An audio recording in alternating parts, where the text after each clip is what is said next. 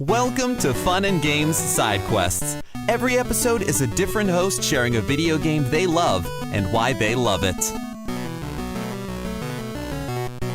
Hey everyone, my name is Brenden Groom, and welcome to my episode, well I guess my second episode of Side Quests. If you don't know who I am the host and editor for Pass the Controller. We do a weekly podcast called the Pass the Controller Podcast, and we do a bunch of other content, streams, video, you name it, over at passthecontroller.io. But enough about me, because that's not why we're here. What we're here for is arguably probably one of the most, if not the most important game in my life, because I think this is the game that sort of set me down the path of becoming who I am today. And that game is Super Mario Bros. 3 for the NES. And I feel like this is a game that not necessarily gets overlooked, but I feel like it's a game that sometimes doesn't get the praise and love it deserves, because the next game in that series, Super Mario World, to a lot of people is the best Mario game, one of the best platformers, you name it. And not to take anything away from Super Mario World, because it is a fantastic game and it is one of the best games ever made in my opinion as well. But Super Mario Bros. 3 did so much and continues to live up this day if you were to go back and play it, whether on an NES, on the Virtual Console, on Nintendo Switch Online, wherever you find it, it still holds up. It still does remarkable and wonderful things. And so many things from that game remain iconic just within gaming, but also have stayed throughout in the Mario franchise.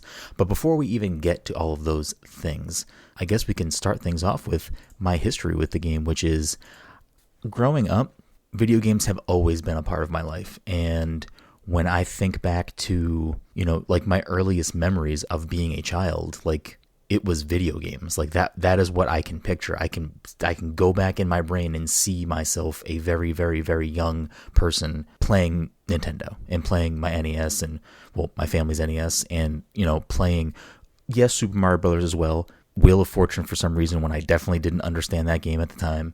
Tetris, other games. But Super Mario Bros. 3 is that one that I think really, at least whether it did at the time or not, but it has always stayed in my brain as this thing that has kind of solidified why I love Nintendo and why I love Mario, and of course just why I love video games. There have been a few other games throughout my life that have definitely kind of reinvigorated that love and passion again. Just different pillar games that I would say are like some of my top games of all time, just simply because those landmark moments in my life have just made me fall in love with the fact that I do love video games. But Super Mario Bros. 3 being that first one and just being so special to me for that. When my mother was actually pregnant with me, her and my dad used to stay up late at night playing Nintendo. And I feel like the story I tell myself is that's why I love video games so much, because when I was being carried by my mother, she would stay up late at night playing Mario, playing Tetris with my dad. So that's the canon in my head as to why I am who I am. But back to the matter at hand, which is Super Mario Bros. 3. This game is special for so many reasons. But if you look at the two Mario games before, well, I guess 3 if you want to count the arcade game, and I'm sure there were other things, Game & Watches or something that also had Mario, but I'm not a scholar. Let's get that out of the way. But for me, Super Mario Bros. 3 just did so many new things, and so many new things, not just for Mario, but just for video games, at least for me at the time and in my early life, where, it introduced verticality with the Tanuki Suit and the ability to fly and go to places that normally you wouldn't be able to get to, but still remaining solid in its core gameplay, where you may fly around a level, you may look for secrets up there, but like it didn't tarnish or diminish what was happening on the playfield, in each level.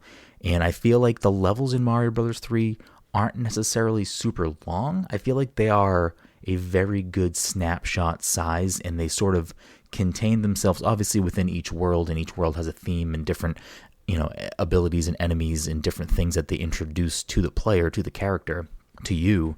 But I feel like all of these small little snippets within each world are just very well paced. For the most part, they have good puzzle dynamics and levels that do introduce some sort of puzzling. Some of the later stages, some of the later levels, definitely some of the end game stuff can be more challenging, and some of the puzzles can be a little more difficult. I know there's a few different, I think, castles that may have like specific doors you have to go in to get to the end and stuff, and some of that stuff Maybe there is a rhyme or reason to it. I don't actually know. But some of that stuff can definitely be a little more challenging, a little more difficult. Maybe it's not the most balanced, cohesive puzzling in a Mario game.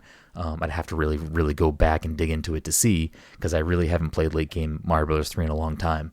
I haven't finished the game in a long time. I definitely go back and play Mario Bros. 3 a lot, but I will say, just for like the core game itself, Mario Bros. 3 might actually be one of, if not the hardest core Mario game. I do go back and play Super Mario World often, and I feel like I do play that game to completion. Now, obviously, if you want to, do the Star World in Mario World, that does introduce more challenge, and I feel like that's kind of how the Mario games have grown over time as far as challenge, where if you want the deeper challenge, it's collect all the stars or unlock the bonus secret worlds and beat those. Like, I vividly remember when Super Mario 3D World for the Wii U came out, I spent so much time.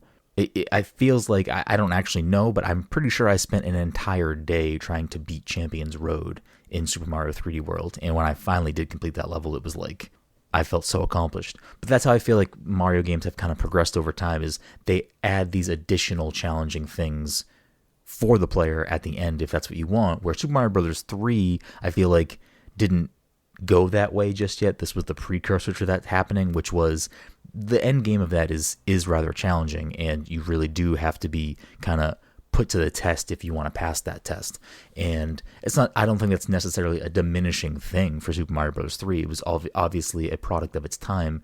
The medium was still young, video games were still growing and expanding, and we're much further away, I think, at that point, with the conversation of accessibility and where games are now.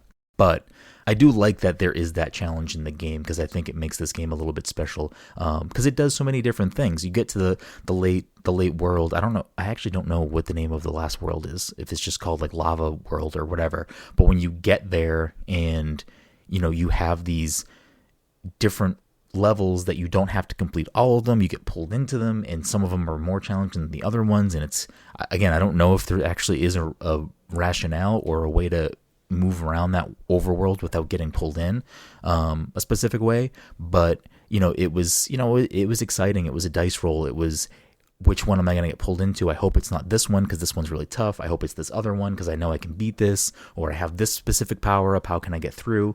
So I really did appreciate that aspect of it. But back to kind of just the core and Super Mario Bros. 3 at its whole, because I feel like I'm just kind of rambling all over the place. This episode I have put off in recording for a long time. I know Matt, DJ Stormageddon, shout out to Matt for having me on again, and shout out to Matt for letting me pick a game that is so dear to me, because this was something I struggled to kind of sit down and do. Like, I didn't write anything down. I'm just speaking off the cuff here. This game means so much to me, and I felt so much pressure to record anything that was my thoughts or feelings on it, because this is just more than a game to me. It really is part of my identity. It is part of why I play games and do the things that I do. It really has been, like I said at the beginning, one of those core pillars to my video game experience. And I would think if I want to do that justice. And I feel like even right now, a few minutes into this, I don't feel like I'm doing it justice, because my head is just swirling. Maybe I should have wrote something down. Who's to say? I don't know. But either way, we'll get back to the matter at hand, which again is Super Mario Bros. 3. And just like I had said before, the Tanuki Suit is, that iconic thing that pops back up in Mario frequently. Maybe some of the other suits didn't pull through, but that's the same thing you can say pretty much with almost every Mario game is, maybe one or two things gets pulled forward as far as like power-ups and stuff go into future titles or come back at a later date. But the Tanuki Suit, I feel like, is just one of those iconic Mario suits where if you think about Mario power-ups, I would be shocked if that wasn't one of the first things that you thought of. Obviously the mushroom, obviously the fire flower. I feel like it goes mushroom, fire flower, Tanuki Suit as far as iconic go. Yeah, people have some fondness for the cape, because again, Super Mario World, big deal for a lot of people, and it is a game that some people hold in very high regard, and I do as well. With that being said, though, I had this realization just now, and I'm going to say this. I also love Super Mario 3D World. I think that is one of the best Mario games. Might be the best Mario game potentially. Cat suit bias aside. But what I will say is that a little game on the 3DS, Super Mario 3D Land, I think doesn't get the same love that it deserves.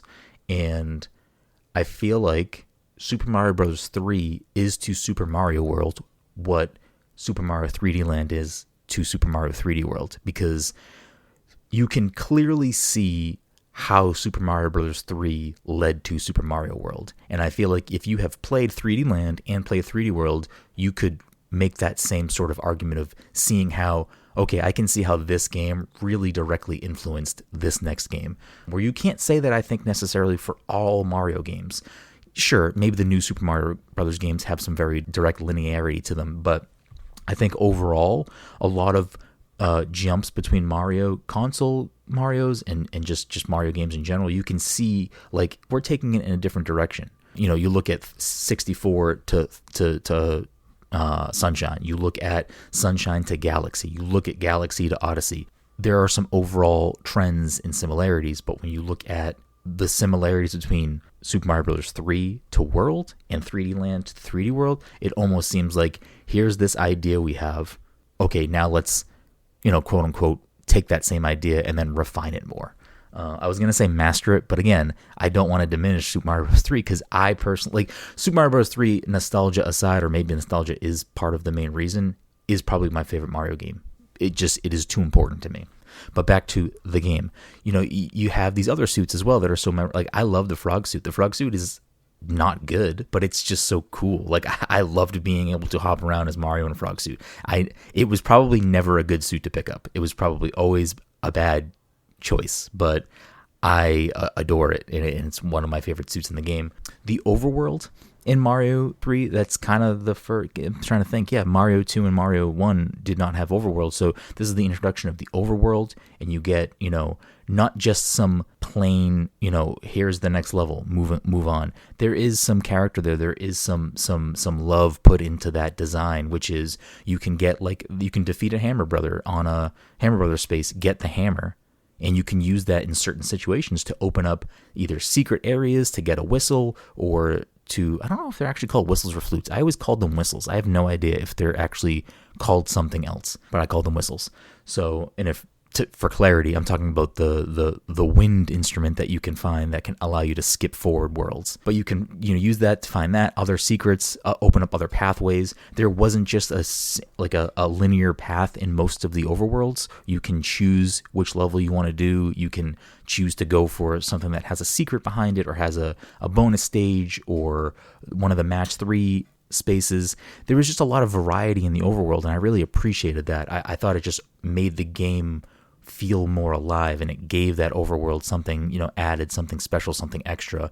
And I really feel like they never sort of went with that idea. I feel like other Mario games that had overworlds kind of pulled back a little bit on some of that exploration and some of that secretness. Obviously there were things in World, and they brought a lot of some of those elements back in 3D World. But I did love that about the game. I thought it brought more character, and it just made the in between levels have more, a slight bit more strategy. You could choose your power up if you had power ups banked. There were other things you could do to plan ahead, and I enjoyed that about it. Some of the bonus, special content, which would be like going to the Toad houses and just picking a chest and finding an item, or going to the Toad houses to play the match game, or if you found the card space and you could play the memory game looking for the duplicate cards. There's just all these little touches in there that don't feel out of place. They all kind of feel like they fit in the game. And I guess the last thing that I'll talk about before we wrap things up on Super Mario Bros. 3, because I feel like I apparently could talk about this forever and just ramble about how much I love this game, but the last thing that I love about this game is its style, its aesthetic. And later on in life, Miyamoto would confirm what a lot of people had kind of assumed and guessed, which is this is a stage play, this is a play, it's pretend, whatever it may be. And I just loved how this game was presented, because it was so different from, if you look at Mario 1, obviously the jump to Mario USA, which is Super Mario Bros. 2 here, Mario USA in Japan, which is not, I don't know how you want it. And for those of you who do not know, Super Mario Bros. 2 in Japan is Super Mario Bros. Lost Levels here, because the US version and the Japanese version, they didn't think those two games could appeal to the same audience. So they took another game, rebranded it, and remade it into a Mario game and brought that to the US for people over here. So if you look at the way that Mario 1 is compared to Super Mario Bros. 2 in the US, those games have a lot of differences, and they are very different. You can play as Toad, as Peach, as Luigi. You have these other types of abilities. It is a much different game than Super Mario Bros. 1. But then you look at Super Mario Bros. 3, and yes, it kind of goes back to Mario 1 a little bit. It might go a little bit away from what Mario 2 is, but it is also very, I would say, arguably very different than both of those games, and not in any bad way. It's just, it is a new evolution and so different for other games, not just in Mario at the time. And I love the stage play aesthetic. Like, I love the opening of that game. Like, the opening of that game is seared into my brain, and it's just the red curtain drawing up, the black and white checker floor board, Mario running out, jumping on a shell, and just watching this whole thing act out. And I can't even tell you how many times I've just sat there and let that opening screen loop and play on repeat. The music in this game is so fantastic. It's just, everything about this game is chef's kiss. It is so perfect. I'm so happy that I got to talk about this game for as long as I did. But this is just, I don't know. I now feel like I am rambling. So we should probably look to wrap this up. So I'll end it by saying, if you have never played Super Mario Bros. 3, if you have access to it, which if you have a Switch and have Nintendo Online, it should be on there. If you have a Wii or Wii U still hooked up, you may, if you didn't download it before, you probably can't download it now on the Virtual Console. I believe it's shut down. But there are ways to play this game. You can get Super Mario Bros. 3 Advance on a Game Boy Advance cartridge somewhere out there. Or, I mean, you could find a ROM. There's that option too. But I urge you, if you've never played this game, or I also urge you, if you haven't played this game in a long time, go back. If you don't have fond memories of this game, go back and see if your opinion has changed. If you love Super Mario World, but you never played 3 or don't have that same attachment to 3, give it a chance again. Go back to it and play it, because I promise you, this game is a masterpiece. It holds up so much even to this day, and it is something that is truly, truly dear to my heart. And that's been my episode of Side Quest on Super Mario Bros. 3. Again, I'm Brenden Groom. You can find me on the internet at bgroom. You can follow everything Pass the Controller does at Pass Controller, and I appreciate you, and happy gaming. Hey there, Screen Beans. Have you heard about Screen Snark? Rachel, this is an ad break. They aren't Screen Beans until they listen to the show. Fine. Potential Screen Beans. You like movies and TV shows, right? I mean, who doesn't? Screen Snark is a casual conversation about the movies and television shows that are shaping us as we live our everyday lives. That's right, Matt. We have a chat with at least one incredible guest every episode, hailing from all walks. We've interviewed chefs, writers, costumers, musicians, yoga teachers, comedians, burlesque dancers, folks in the film and TV industry, and more. We'd be delighted for you to join us every other Monday on the Certain POV Podcast Network. Or wherever you get your podcasts, fresh and tasty off the presses. What? That's not... Can I call them Screen Beans now? Fine. Screen Beans! So tune in and we'll see you at the movies or on a couch somewhere. 'Cause you're all Screen Beans now. She will be mine. CPOV. CertainPOV.com.